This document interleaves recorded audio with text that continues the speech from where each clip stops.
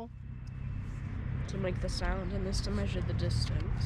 And this one with a stick there. To mark the distance. Good. Okay. Right, let's go.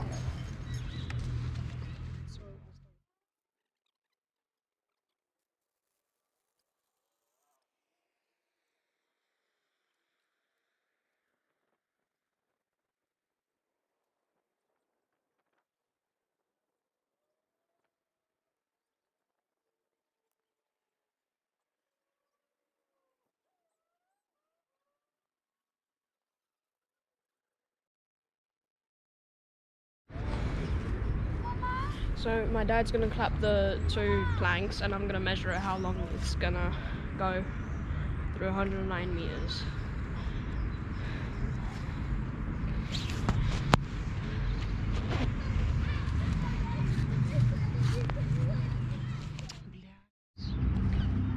So we measured the time of speed through 109 meters, and it's roughly 0.29 seconds.